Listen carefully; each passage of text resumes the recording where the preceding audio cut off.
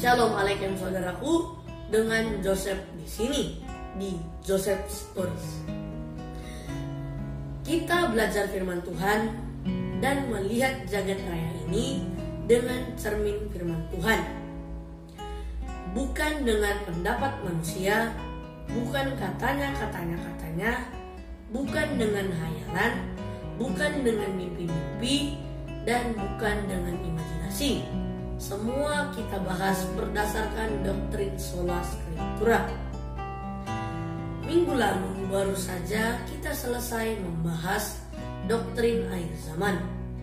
Dan kali ini Joseph Stories akan membahas fenomena yang lagi viral, yakni tentang sulap, mistik, hipnotis, sihir, atau apapun namanya itu. Ya, pesulap yang lagi ramai di media sosial.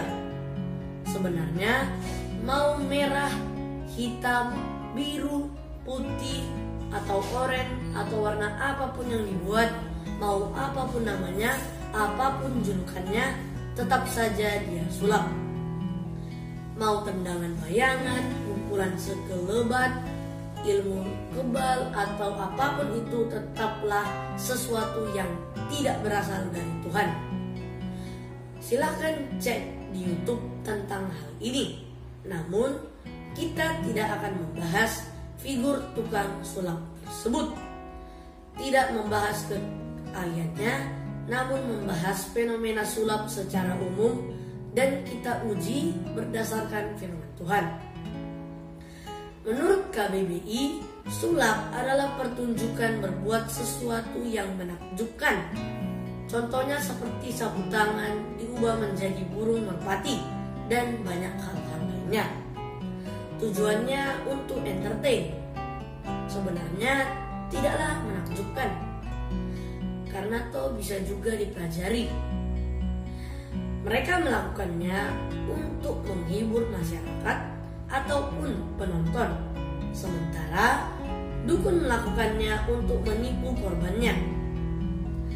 Nah, sering juga kita dengar ada yang golongan sihir putih dan sihir hitam, di mana ilmu hitam biasanya digunakan untuk menyakiti orang lain secara mistis atau supernatural dengan perantara paranormal atau dukun. Misalnya santet, memisahkan suami istri, membunuh, dan lain sebagainya. Sedangkan sihir atau ilmu putih untuk melawan ilmu hitam serta membantu orang lain. Misalnya sihir untuk pengobatan, penjagaan diri atau rumah, dan lain-lain. Persamaannya adalah baik sihir hitam dan putih, dua-duanya tidaklah berasal dari Tuhan kita Yesus Kristus. Kalau tidak dari Yesus, ya dari mana lagi kalau bukan dari si setan?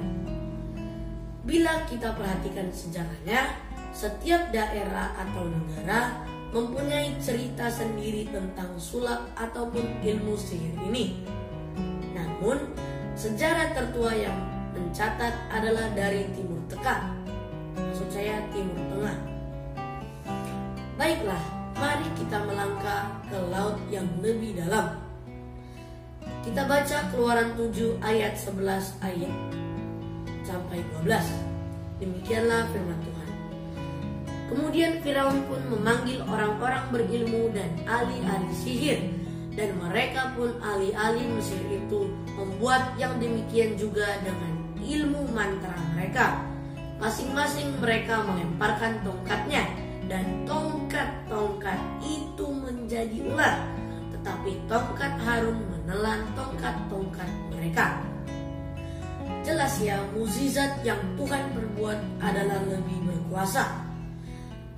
Alkitab, baik perjanjian lama maupun perjanjian baru, menganggap segala bentuk ilmu sihir merupakan pelanggaran terhadap hukum Allah.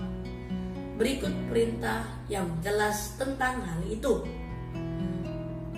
Pertama, Ulangan 18 ayat 10 sampai 12. Di antaramu janganlah didapati seorang pun yang mempersembahkan anaknya laki-laki atau anaknya perempuan sebagai korban dalam api, ataupun seorang yang menjadi petenung, seorang peramal, seorang penelaah, seorang penyihir, seorang pemantra, ataupun seorang yang bertanya kepada arwah atau kepada roh peramal, atau yang meminta petunjuk kepada orang-orang mati. Sebab setiap orang yang melakukan hal-hal ini adalah kekejian bagi Tuhan, dan oleh karena kekejian-kekejian inilah Tuhan Allahmu menghalau mereka dari hadapanmu. Yang kedua, Kisah Para Rasul 13 ayat 8 sampai 10. Tetapi Elimas, demikianlah namanya dalam bahasa Yunani, tukang sihir itu, menghalangi mereka dan berusaha membelokkan gubernur itu dari imannya. Tetapi Saulus, juga disebut Paulus, yang penuh dengan Roh Kudus, menatap dia dan berkata, "Hai anak iblis, engkau penuh dengan rupa-rupa tipu muslihat dan kejahatan. Engkau musuh segala kebenaran. Tidakkah engkau akan berhenti membelokkan jalan Tuhan yang lurus itu?" Yang ketiga, 2 Korintus 11 ayat 14. Hal itu tidak usah mengherankan, sebab iblis pun menyamar sebagai malaikat terang. Iblis menipu manusia dengan membuat manusia berpikir bahwa sihir putih bermanfaat, padahal keinginannya yang sebenarnya ialah ingin menjerat jiwa sebanyak-banyaknya. Yang keempat, 1 Petrus 5 ayat 8. Sadarlah dan berjaga-jagalah, lawanmu si iblis berjalan keliling sama seperti singa yang mengaum-ngaum dan mencari orang yang dapat ditelannya. Yang kelima, 1 Timotius 4 ayat 1. Tetapi Roh dengan tegas mengatakan bahwa di waktu-waktu kemudian ada orang yang akan murtad lalu mengikuti roh-roh penyesat dan ajaran setan-setan. Kekuatan rohani yang sejati hanya datang dari Elohim, melalui hubungan yang benar dengan Dia, melalui iman percaya kepada Yesus Kristus, dan melalui Roh Kudus yang berdiam di dalam hati orang-orang percaya.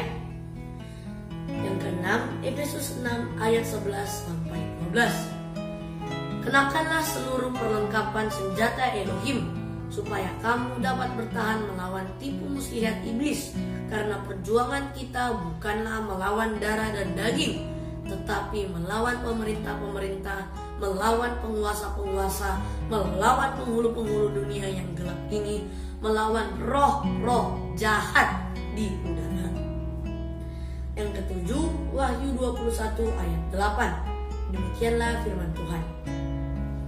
Tetapi orang-orang penakut, orang-orang yang tidak percaya, orang-orang keji, orang-orang pembunuh, orang-orang sundal, tukang-tukang sihir, penyembah-penyembah berhala, dan semua pendusta, mereka akan mendapat bagian mereka di dalam lautan yang menyala-nyala oleh api dan belerang.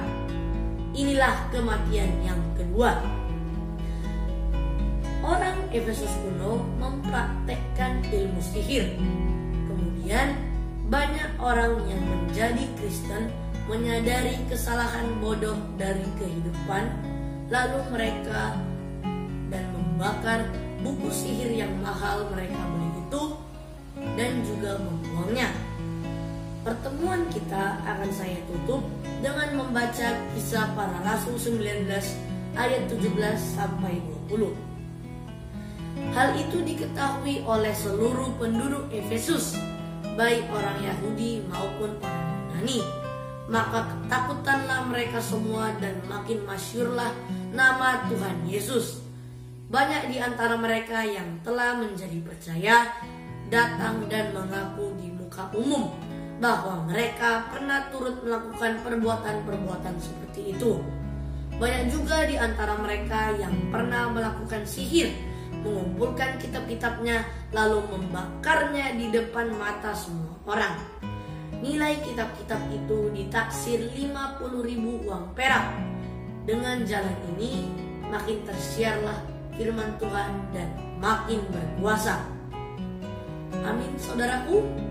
Jangan lupa like, komen, dan subscribe ya. ditemani terus dalam Kristus. Haleluya.